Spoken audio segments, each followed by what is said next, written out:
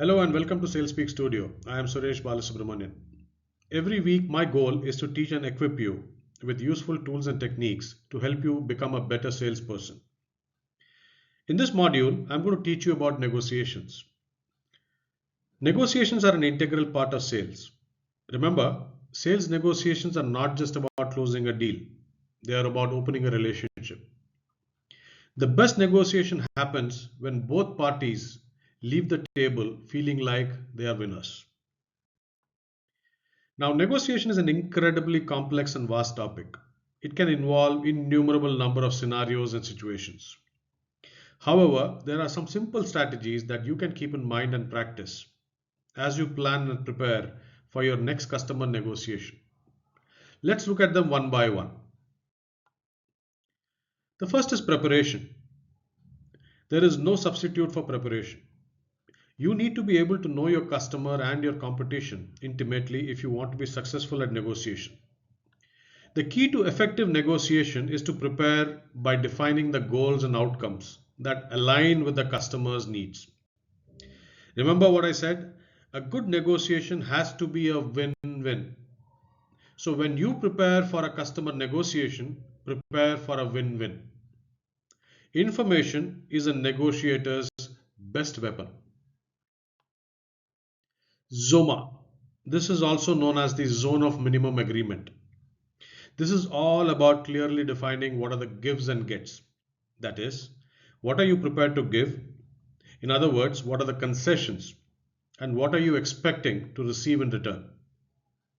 The zone of minimum agreement is that zone outside of which no deal is feasible for both parties. Remember a golden rule in negotiation: never give something for nothing. One useful strategy to remember is to always try and lead the negotiation. Make the opening offer wherever possible. It leads to what is known as the anchoring effect. An anchoring effect is a cognitive bias where people generally favor the first piece of information that they see or hear. Every evaluation and decision thereafter is based on this information. Research also shows that sellers who are very satisfied with the outcome of their negotiations are more likely to have made the opening offer. Anchoring is a very common practice. For example, a real estate agent might say to you, "Sir, a similar home was sold recently for 3.5 crores," influencing your perception about the property's value. Next is bargaining. Be prepared to trade. We also call it trade, do not cave, meaning that prepare beforehand an exhaustive trade list with value attached to it. Be creative and exhaustive. Focus on objectives before trading.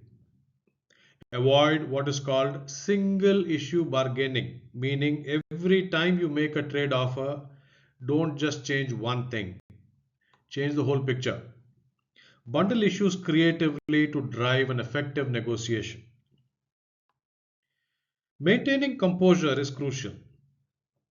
Research reveals that anxiety is the most common emotion associated with negotiation.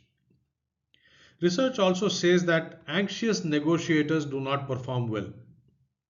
Stress releases adrenaline, a hormone which increases the heart rate, blood pressure, and energy levels. The former American President John F. Kennedy had famously said once, "Never negotiate out of fear, but never fear to negotiate." It emphasizes the need to negotiate confidently without any anxiety or fear. It is important to gain commitment in any negotiation. At the end of negotiations, get a verbal agreement.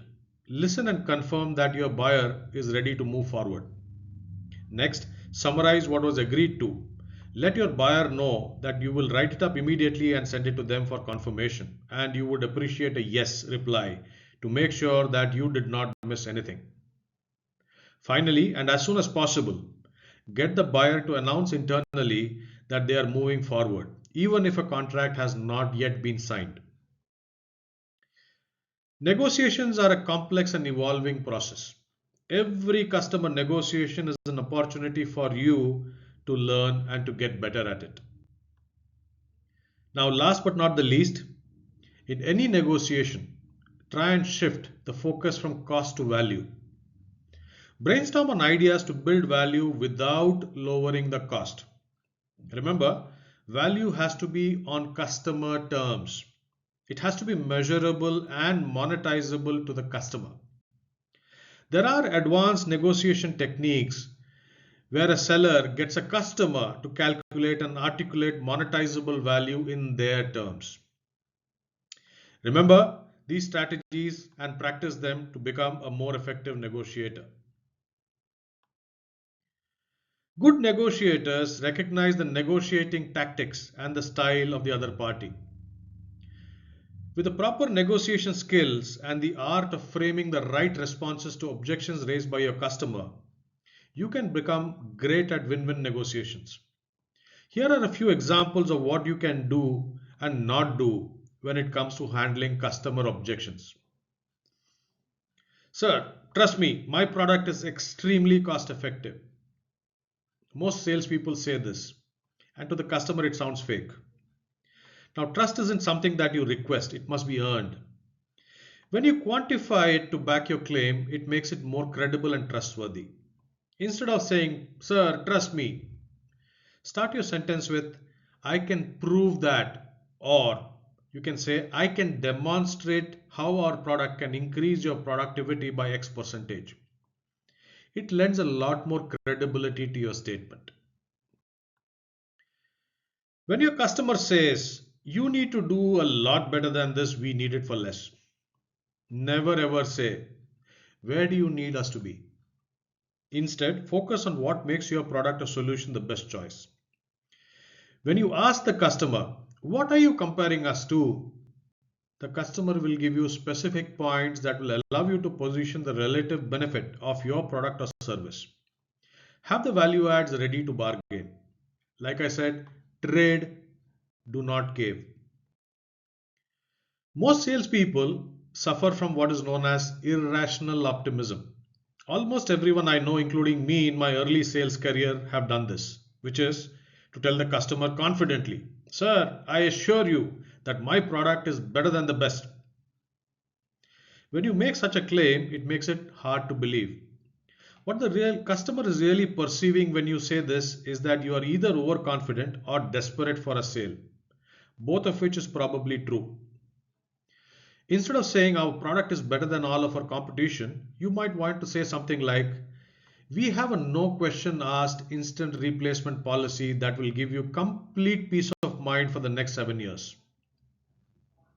This emphasizes your product or service's unique features instead of bragging. Also remember, when you quantify something, it makes it real. Sir, I will give you 10 additional percent discount if you give me the purchase order on before the 31st of this month. Now, this is something I used to say early on in my career. I used to believe that this tactic would spurn action and cause the customer to immediately sign on the purchase order. What I painfully realized back then, and this is true even today, that this tactic invariably never works. No buyer wants to be subjected to an ultimatum. Plus, what you have done is you have exposed to the customer that you are willing to part with another 10%. What you might want to do instead is to reframe your response by asking the customer, Sir, what is stopping you from releasing the purchase order today? This is a much better way of trying to get a better idea of what the buyer's remaining objectives and objections to closing the deal are.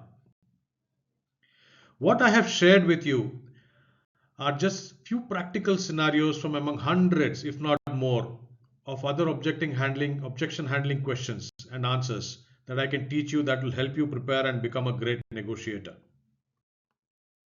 I hope you found this session valuable and that it helps you reflect on how you may want to plan for your next negotiation meeting with your customer.